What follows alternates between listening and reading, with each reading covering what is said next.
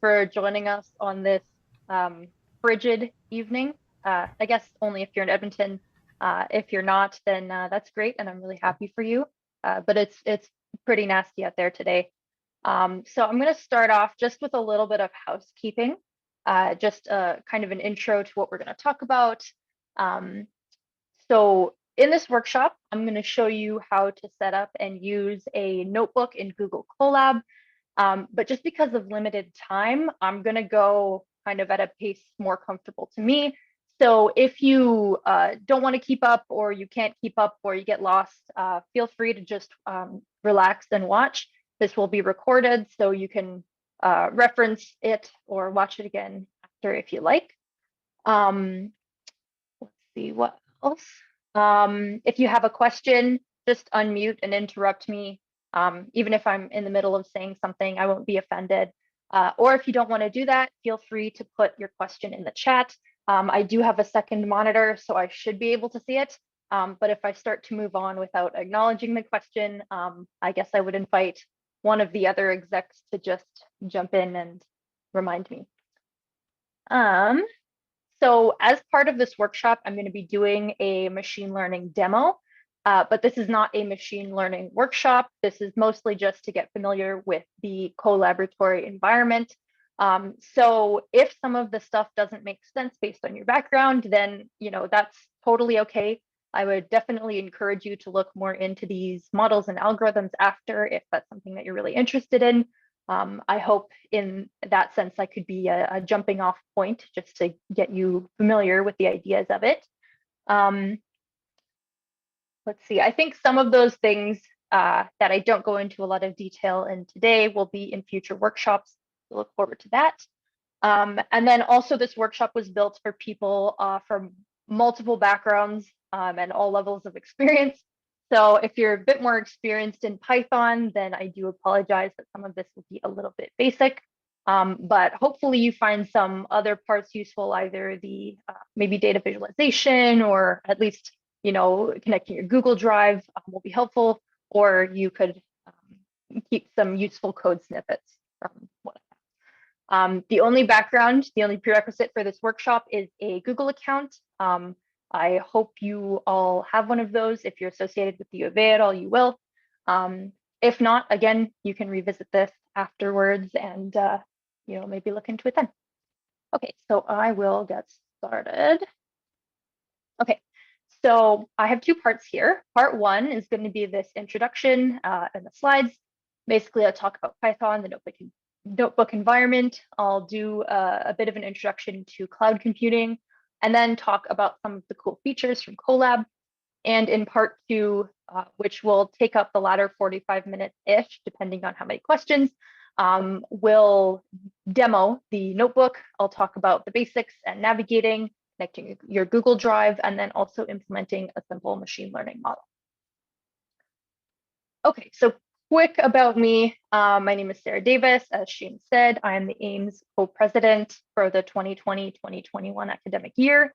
I'm a master's student in computing science at the U of A, and I'm currently studying medical AI as part of my thesis work.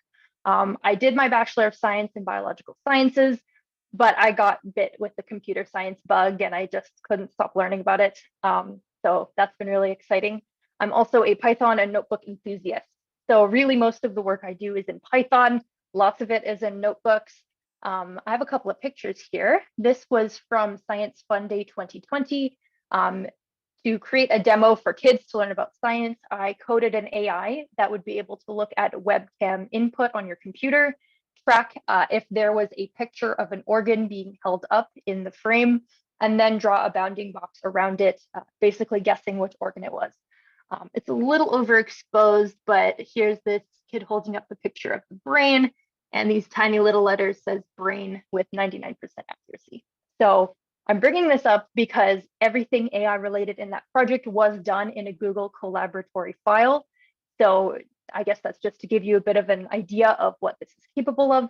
And then here's a picture of me at the AIMS Symposium 2020. 2021 Symposium is open for registration right now. So I think you should all check that out. It's going to be really cool.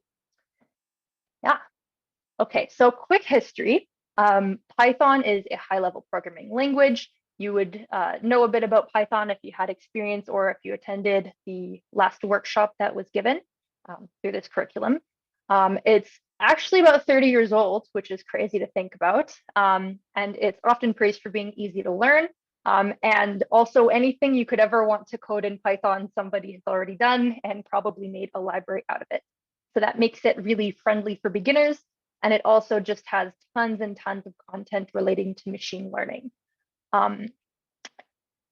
Here is a very small example of what a notebook would look like. The idea of a notebook, which basically allows you to segment your code and run it in blocks rather than all at once.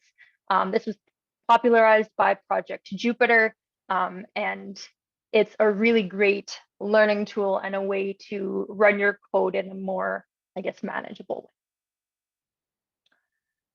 So a quick intro to what cloud computing is.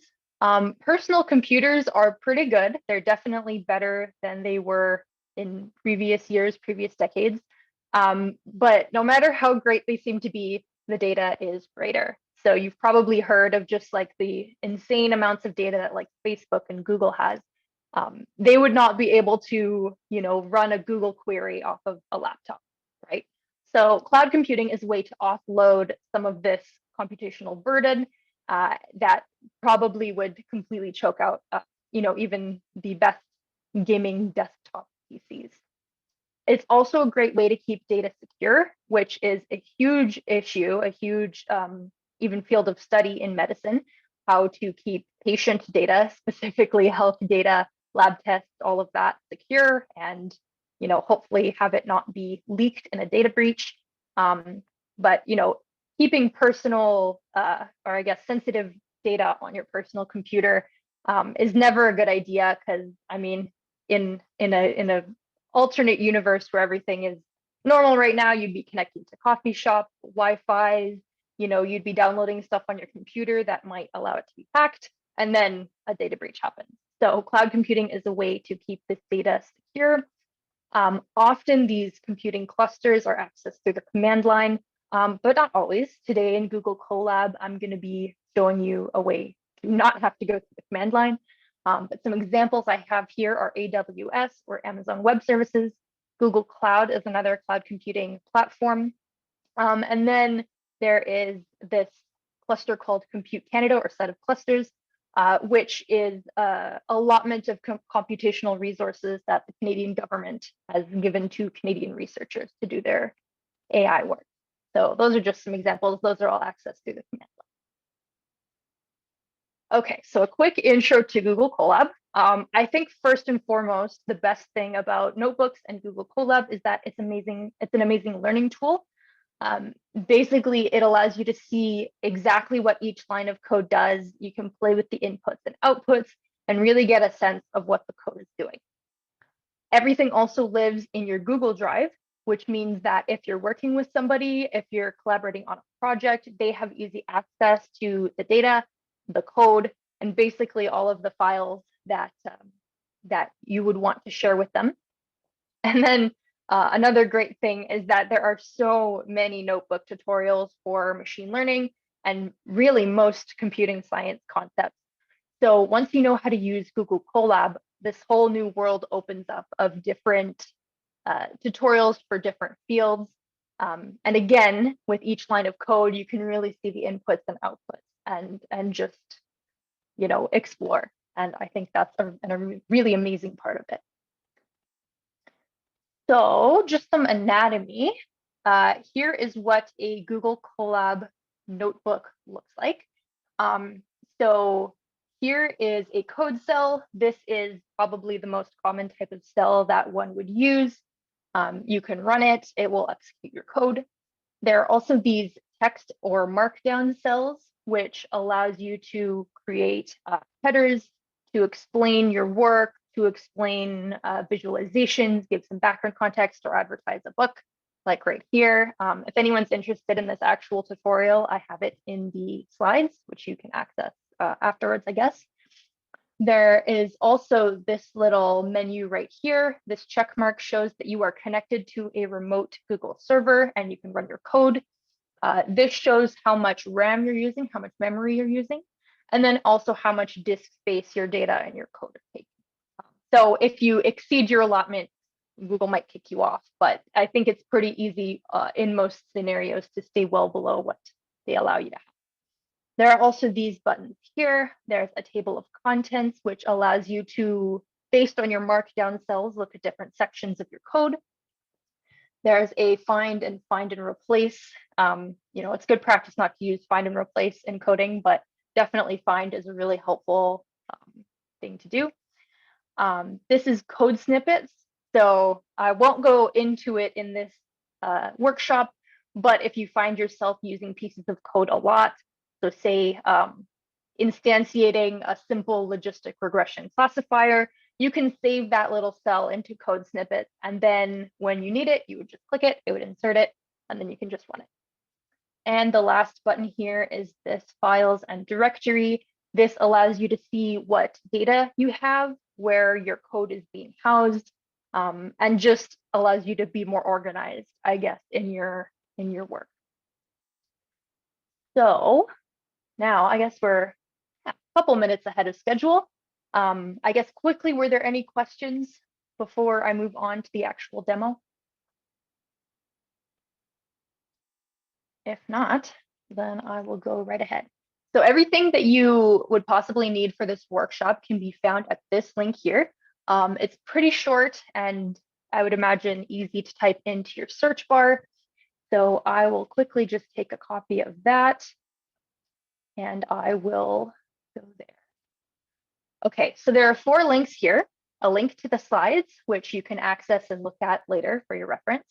There is the GitHub repository plus the tutorial, which will be kind of our base of operations. A link to the actual Colab file that we will be using, and then also a link to the data set, or at least one of the links we will see to this data set. So I am going to open up the GitHub repository. So it looks like this. There's no code on it, but it is where the data is housed and also the steps that we're going to be following for this tutorial. So yeah, I guess we can just get started. Can we put a link in the chat? Yeah, totally. Or can we put the link in the chat? I can put this in the chat for people if they like. And that should get you anywhere you want to go in this tutorial. Okay, so the first step is you're going to want to visit your Google Drive.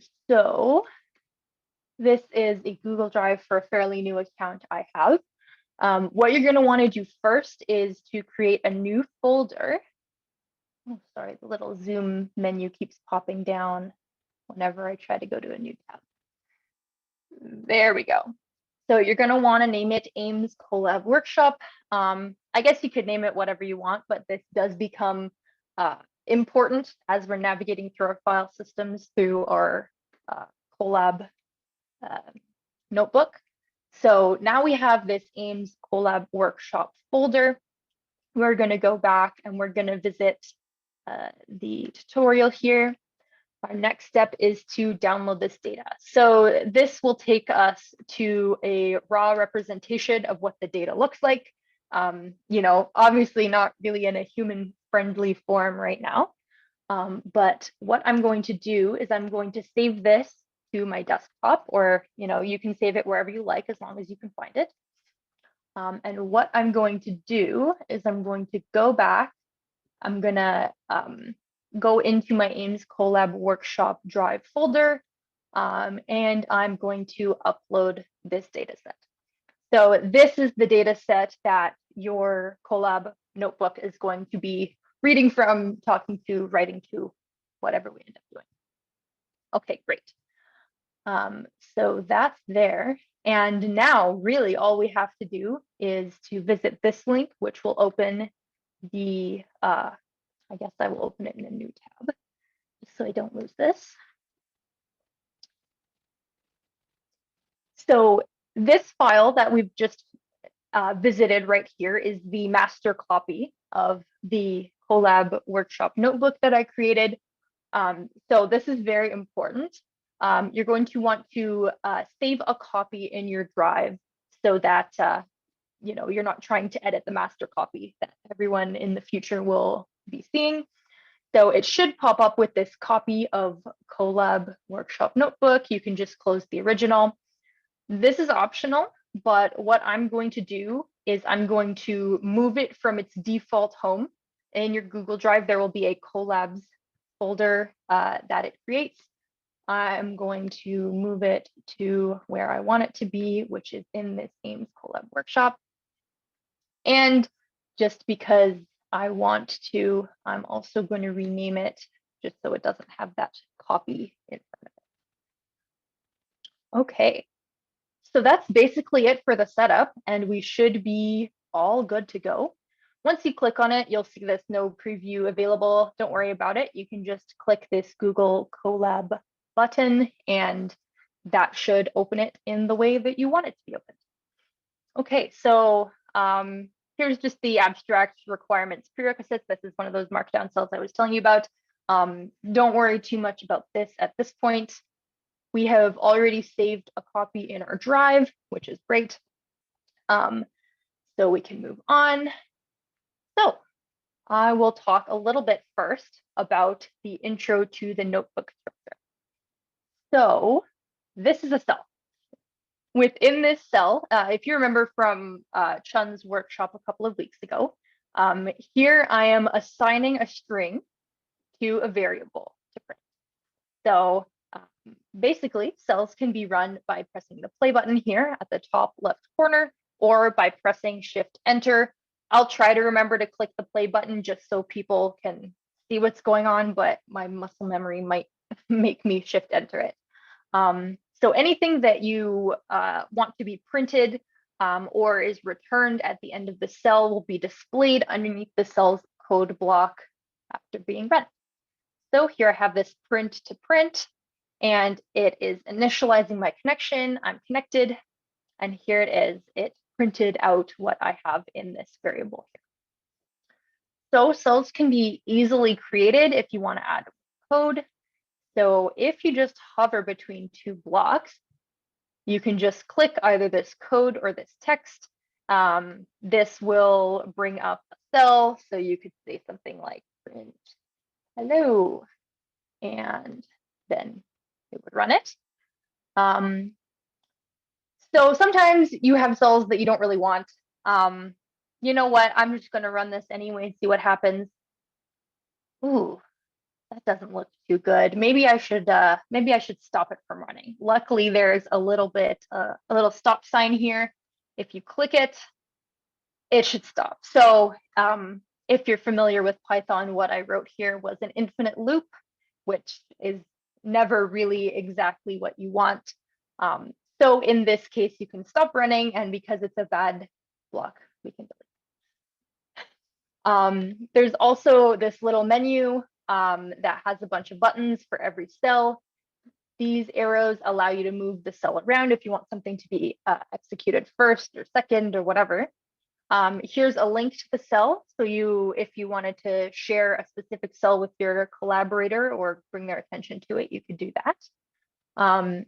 Just like in other Google products, you can add comments, which I think has just been super duper helpful for me in classes and when collaborating with other people, because you think there might be an error coming from there. You can comment it without actually changing their code.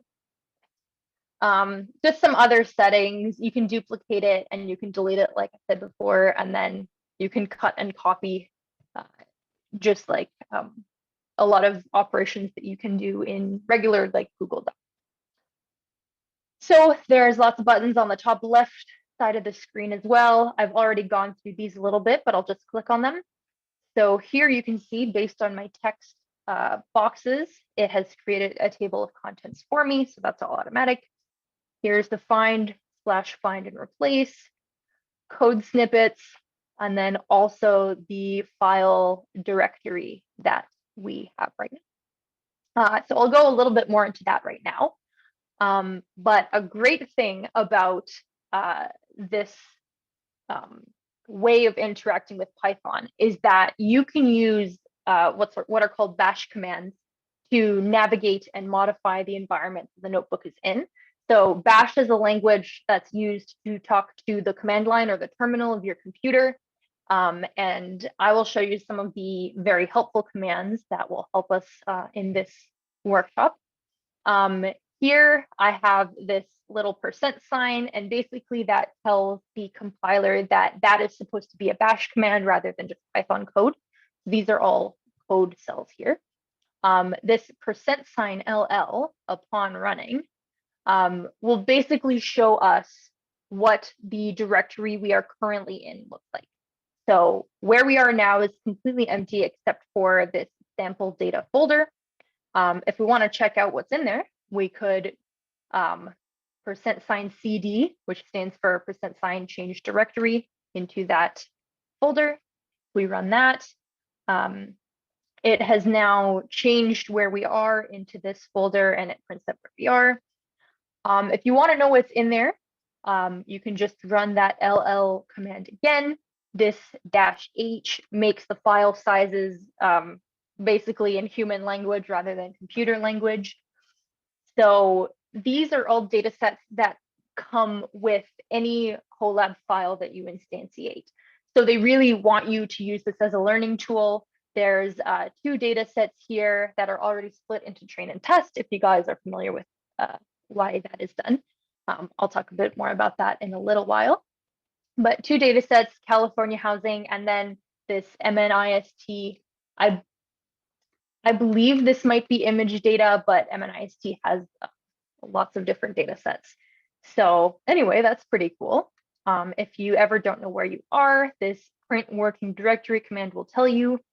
And then if you want to move back one directory, you can do this change directory and then ... which will move you back. Okay, so if you're still with me right now in this notebook, you can try your favorite bash command if you have one. You know, so I could do like make here, so this makes a directory, and I could call it hello again, right? And then I should be able to, if I do this LL again, then look, there it is. I think I'll show that in a little bit as well, but with Google Drive. If you're a computer whiz, you can also do !bash, which actually allows you to live interact with the command line. Unfortunately, there's this weird thing where you can't see what you're typing. It's just these dots. But as long as you know what you're typing, so I just typed in LL, and that shows me actually what is in here. And then if you want to get out of there, you type the word exit, and then it'll. Okay, I think we're making pretty good time here. So I'm going to now go on to connecting your Google Drive. So this, in my opinion, is really what makes Google Colab shine, as opposed to, I guess, Jupyter Notebook, which is all run locally. Basically, there is a way to import a module that allows you to connect your drive, and this could be shared drives, you know, your school work, whatever. Sometimes, like I said, people don't want their data living on local machines, but they're okay with it being on a secure Google Drive because they have extra security measures in place. So I'm going to run this. It's gonna say it's gonna take a second, but it looks like it went pretty quick there. And then we want to mount the Google Drive. And so basically it'll know what where you want to go and where you want to put your files. So at this point, it's going to say, go to this URL, log in with your account, just so not anyone could access your Google account. So I'm going to do that and allow it. And we're going to get this long string of numbers authorization here. Oh, I'm going to move that thing. Okay. Where did that? Right, there it is. So then you just paste it in, press enter, and then it should chug for a little while. And then there it says mounted at G Drive. So because we now have mounted the Google Drive, we need to change our directory to our Google Drive. So here I have CD for change directory, and I'm going to go Google Drive, My Drive, and Ames Colab workshop. So I'm going to run this. This is where our data is stored if you remember moving it. And there it is. Okay, so there is our breast cancer data set. And then here is the Colab workshop notebook that we're working on right now. Okay, so I don't have any shared drives in this account, but if you do, then this code should work for you. It's going to say error, yeah. Which is great because if you're working on a class project, especially if you go on to take some computing science classes and you and your buddy want to be editing the same code live, you know, that is something that you can do. So it's kind of just like Google Docs, but for code, which is great, with some exceptions. But for the most part, it really does work quite well. I've used it for probably 3 or 4 classes at this point. I'm just going to run these just because I can. It's not going to change anything. But yeah, just like before, we can do all the normal things that we would do using these bash commands. So here I have make directory test. Check it out. There it is. And then using this command, which is rm for remove, I have this little argument that basically allows me to delete a folder rather than a file, and then test. And then if I run this and I check and see what's in there, it is going to say, yep, there it was. So that's the basics of navigating around your Google Drive using this. And again, I've just found this extremely helpful. So now the fun stuff. I guess any questions? I feel like people would put them in live if they had them, but I guess I'll just stop for a second.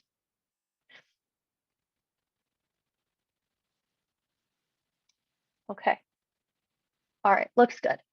So I will get on to the fun stuff then, which is the ML demo. I was inspired by this particular notebook. If you want more detail than what this particular workshop can offer you, I encourage you to visit this. They definitely do a lot of more exploration, probably more than we could fit into an hour-long workshop. So if you're going to be doing some, what I would consider like hard ML with lots and lots of computations and huge models and lots of training, then a fantastic thing about Google Colab is that not only do they let us use their servers, they also allow us to use certain accelerators. So that is GPUs and TPUs. So I'm sure most of you have heard of GPUs before. TPUs are kind of souped up GPUs. It stands for Tensor Processing Unit. If you've heard tensor from TensorFlow before, that's an important concept in deep learning. So the way that you would do this is you would go into runtime, you can change runtime type, and then you can pick your hardware accelerator. Now, because the ML that I show is not going to be like too computationally expensive, I will not be using a GPU or TPU because I'm sure there's some people training their multi-layered deep learning models that need it more than me. Plus, if you don't use it, you're going to get this annoying pop-up because basically they don't want you using it unless you really need it. So that's just there for your information if you're using this in the future. Before we go into this, we have to import some libraries. So libraries, as mentioned in the previous workshop, are collections of code that allow you to very easily use, well, really there's libraries for everything, but specifically for machine learning, you can use just about any classifier you can think of or research with some implementation through Python libraries, which is just amazingly accessible. So I'm going to import some libraries here. NumPy and pandas are for data manipulation and like linear algebra, specifically NumPy. Matplotlib is for data visualization. Seaborn just makes the visualization a little better. And then time is for timing our models, which is a very useful thing to do, so you know how long it's going to take to train. Now here, sklearn or scikit-learn is a library that contains a lot of really amazing machine learning code. So I'm going to import this train test split, which I'll talk about more in a bit. SVC, which is the support vector classifier, which is the model I will be showcasing today. Just some classification reports, confusion matrix. This is going to allow us to see how well our model is doing. Then also, if we want to download files, we need to import this. Then this matplotlib inline just makes rendering visualizations a little bit better. So we're going to run that. This is like really important. Nothing is going to work if you don't do that. So we have this section load data.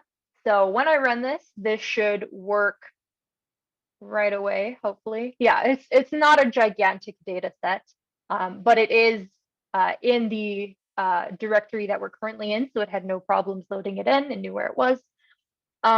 This data set is also available through the sklearn library because it's a really great learning tool. You could uncomment these and upload it this way, but I find in practice, if you're trying to do some machine learning, it's probably going to be, your data is probably going to be in some sort of like CSV file or something. So I thought that was just a little bit more useful. So that's run. And now we are going to take a look at our data. Okay, so this is our data frame variable. This contains our data matrix. Here is a method, .head, which allows you to view the first 5 rows. Now there's quite a few rows in this data set, hundreds at least. And so you probably only need to see the first 5 rows if you're trying to get a sense as to what the data looks like. But every row here is a tumor, a breast tissue tumor. And all of the columns here are different attributes that that tumor has. So we have a lot about the size, shape, we have texture, symmetry, all of these things that can be measured about a tumor to try to help physicians figure out whether it's going to be malignant or benign. And that is exactly what we are trying to predict today.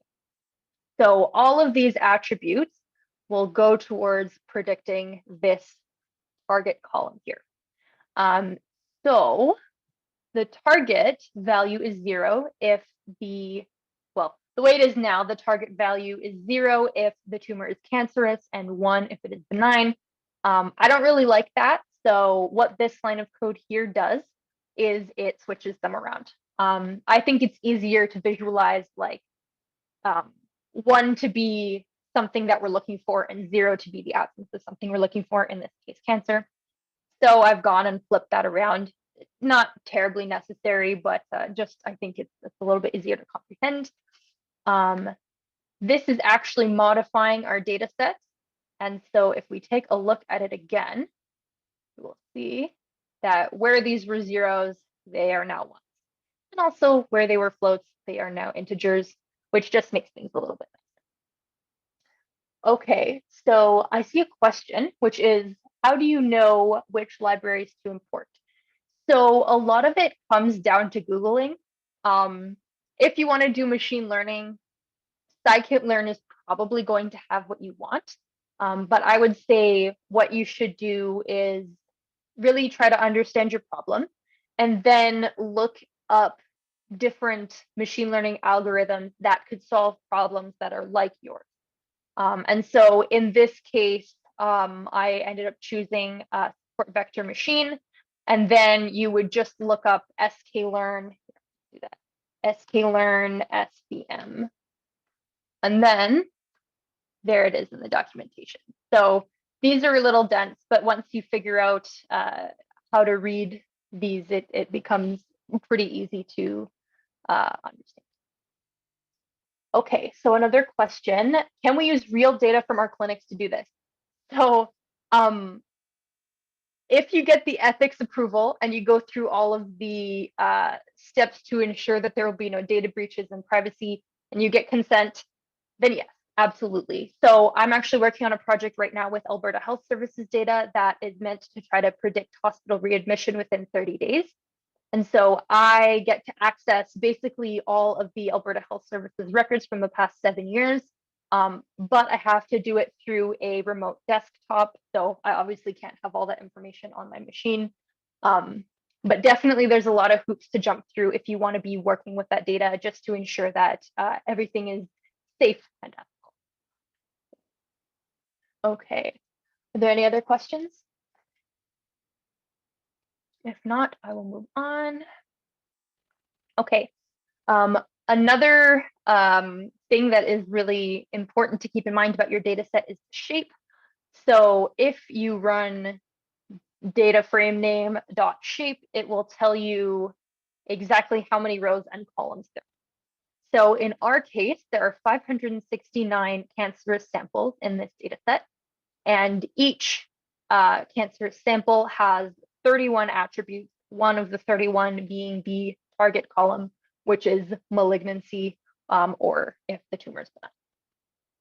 Another way to kind of get a sense of what your data looks like, and if you're doing this kind of data science, I would strongly recommend doing a very robust exploratory phase just to really get familiar with your data, because data holds lots of surprises that and kind of nasty surprises sometimes, like missing values and outliers.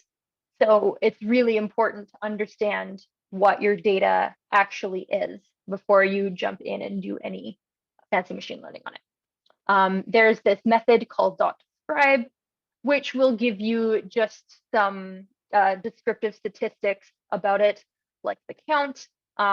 If anything is less than 569 here, that means that there's missing data. Luckily, this is a very nice data set.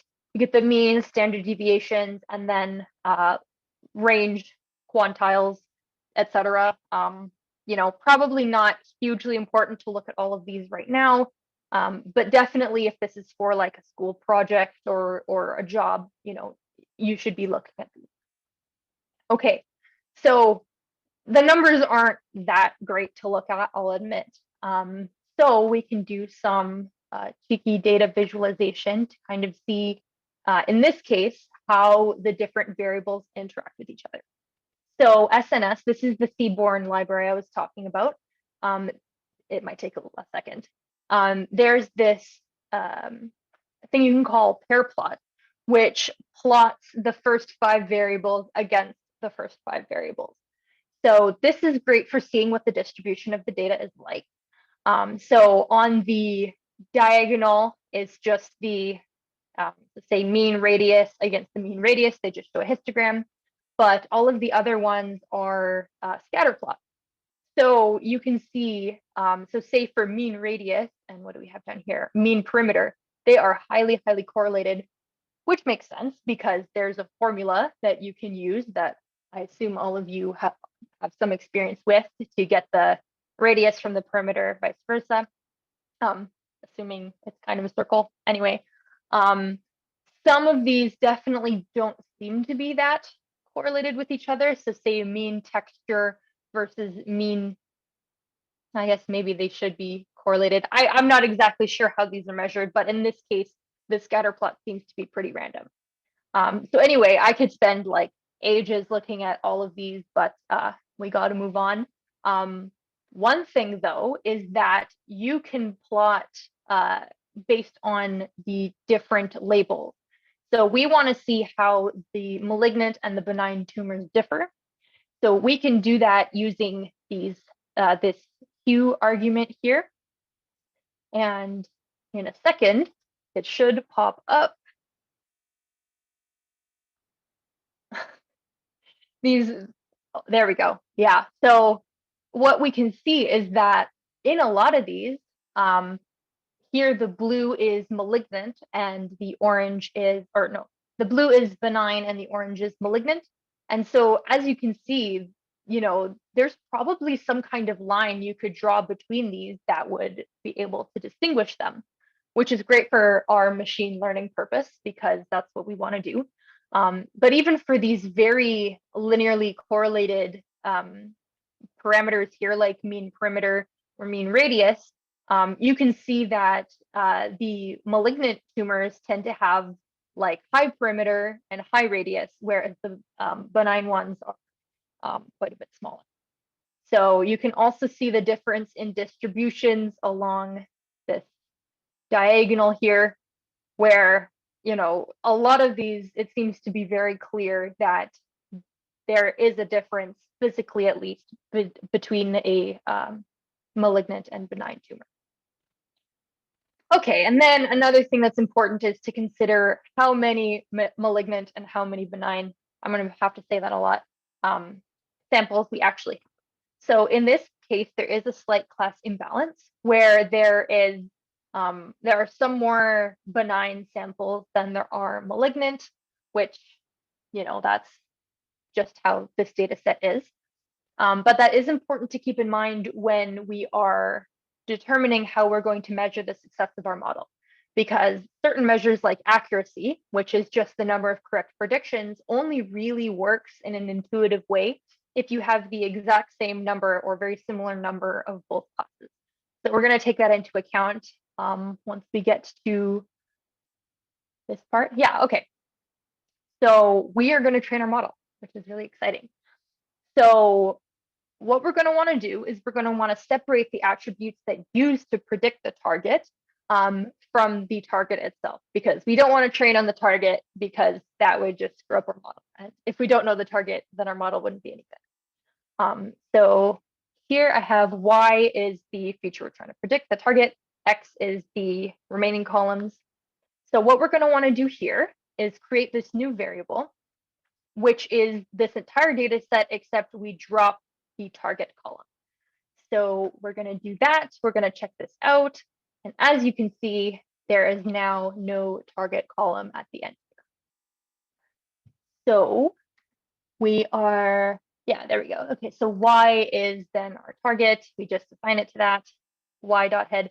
This ends up basically just being a list. So this is a list of ones or zeros based on if the tumor is scary or not. So what we want to do now is we want to split our data into train and test sets. So we use the data set from X-train to train our model. And then we take a look at X-test. We pretend we don't see Y-test. We predict what we think all of the instances in X-test are. And then we can compare it with our Y-test, which is the true values for those, and basically try to measure how good our model is or how bad. Hopefully it's good. So train test split is from sklearn. We are going to pick 20% of the data to be our test set. And I'm setting this random state equal to 1 so that the results are always replicatable if you were to run this again. If you get rid of this, then the model will probably still do pretty well, but you won't get the same results. Okay, looks like that is split all good. So now what we're going to do is scale the training data. So what this means is you want to shrink all of your attributes so that all of the values are between 0 and 1. And this just makes it a lot easier for the machine to learn.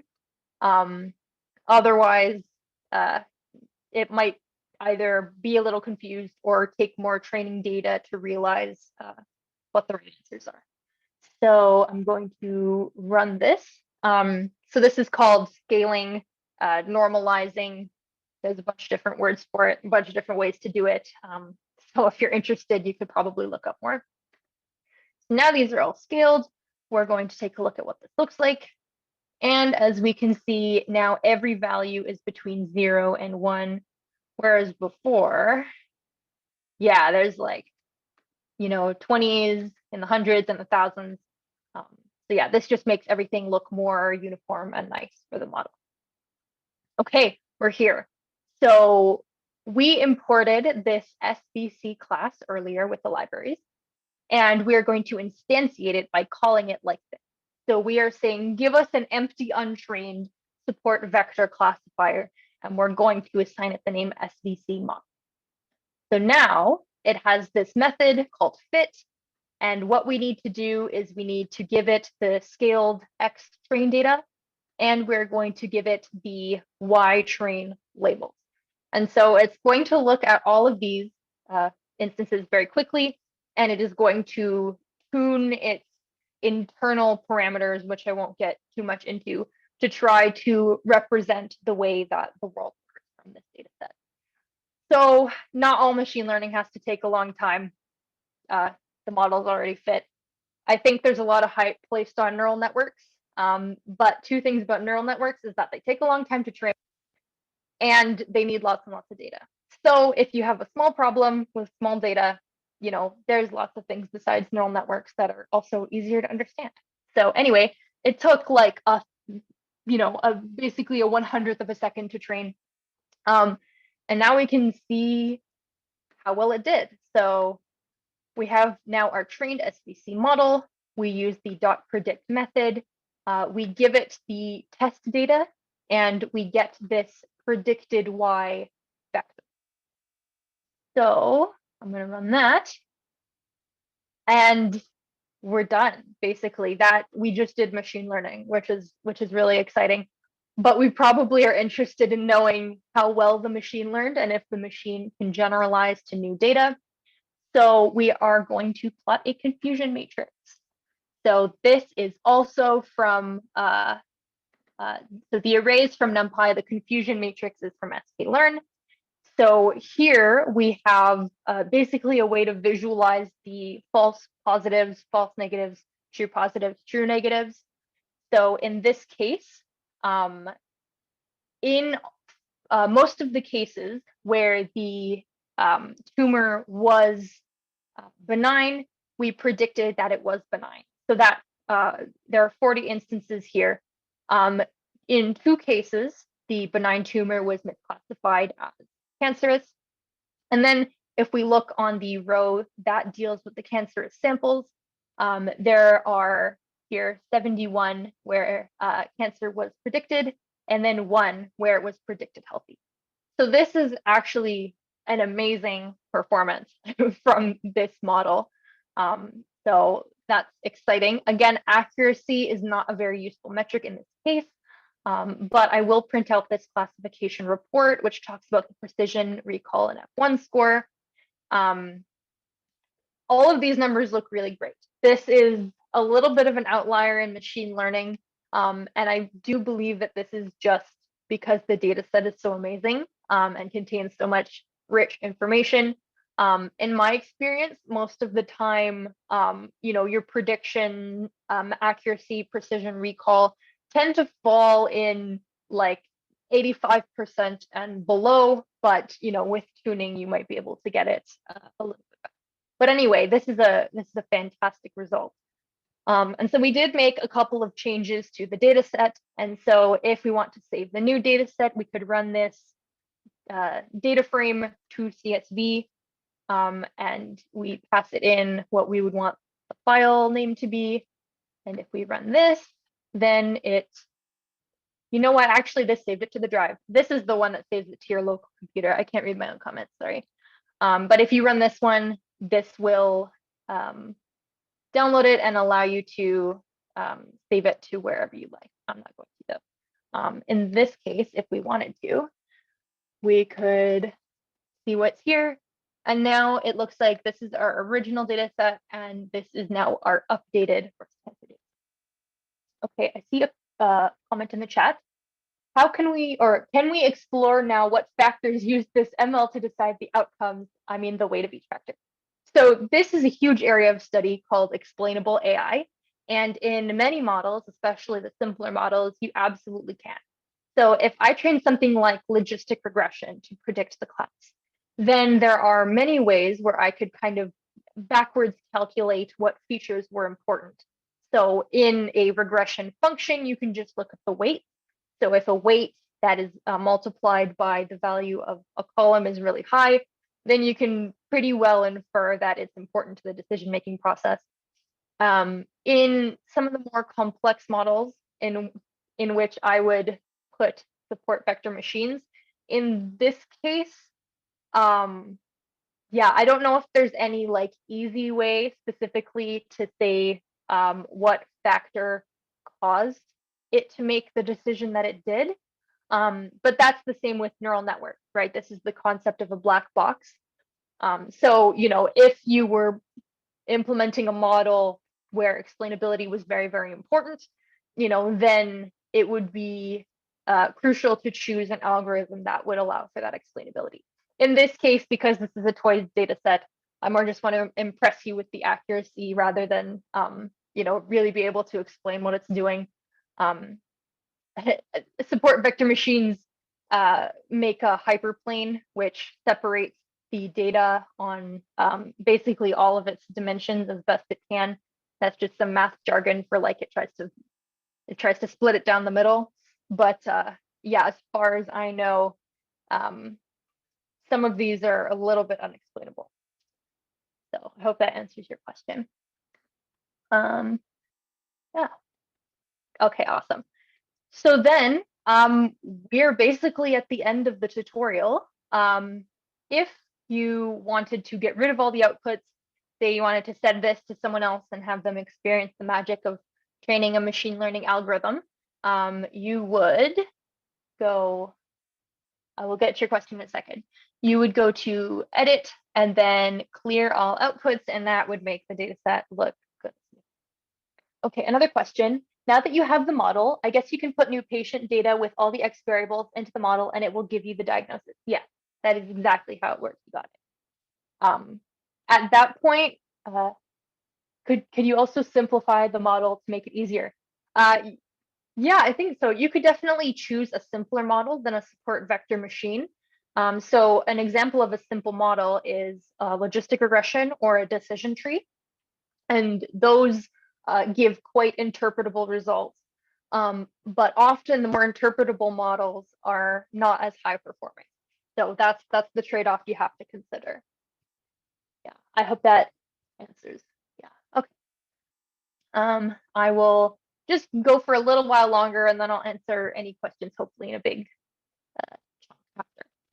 Okay, so I just have 4 little cells here, five, that just have little things that I didn't know where else to put. You can check the versions of your libraries. So Google Colab makes all of the versioning very easy by basically doing it themselves, and you don't have to worry about making sure libraries are compatible with each other. But you can do this library name dot underscore underscore version to see what the version they use is, just in case you want to download it to your local machine on your local copy of Python. You can also check the Python version. So this is Python version 3.6.9. This I'm actually not going to go over if that's okay. It's a very hacky thing. There's also I mean, you can follow that if you like. I'm not encouraging it, but you could. There's also a dark mode. So sorry if I was blinding you this whole time with the light mode. You can go into tools and settings, and there it is. And then also sometimes you load in these huge data frames and then all of your RAM is taken up and you're like, what do I do? So here I'm going to demonstrate a way that you can deal with that. So first I'm going to create a list that contains every number up to this, like, I don't even know what number that is, but every number up to there just because I can. Then I'm going to regret it. So I'm going to use this del list. So I have this sleep for 10 seconds. So when I run it, I'll have 10 seconds to show you what it looks like. So right now it's creating this stupid list. So it looks like it made the list. You can check now nearly 5 gigabytes is being taken up. Most of it, I would say probably 4 gigabytes is due to that list. So soon it will delete the list. And then it'll take a couple of seconds, but then it should start to dwindle down. Yeah, so now that I've used this del list line, now it's back to less than a gigabyte of RAM use. So I've found this very useful. And okay, at 7:55, that is the end of the workshop officially. So I see one question in the chat.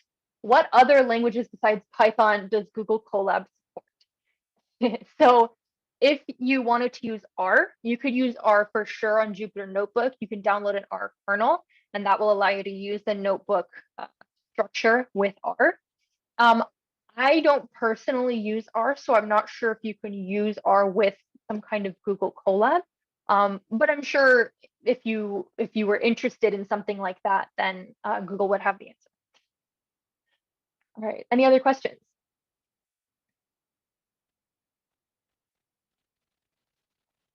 And feel free to unmute again if you have one. Okay, another question. 30 plus is a lot of features for around 600 points. Would you normally try to perform a dimensionality reduction or feature selection on this set? Um, I mean, a dimensionality reduction or feature selection can normally never hurt. Really, what that would be doing is looking for useless features, and features that we would not want to incorporate into the model because it would bloat the model and make it fit to the idiosyncrasies of the data set rather than actual good patterns that we want. I would argue, I guess it could be argued that 30 plus is a lot of features for this many points. And so normally you would want to avoid too many features, just to avoid overfitting. I guess with SVMs, I've never seen people use feature selection on this particular data set. So, I mean, a lot of learning machine learning is going on Kaggle or going on Google and looking at other people's notebooks and seeing what they did, which, if I were to build this whole field again, is maybe not the way that I would have everyone learn it, but that's the way it is now. So, but definitely for something like a neural network that has just this like insane amount of representational power, you definitely need lots and lots of data sets or data points for every feature that you feed it in. Okay, did that answer your question? Okay, great. All right, we have 2 minutes left, so probably time for one more question.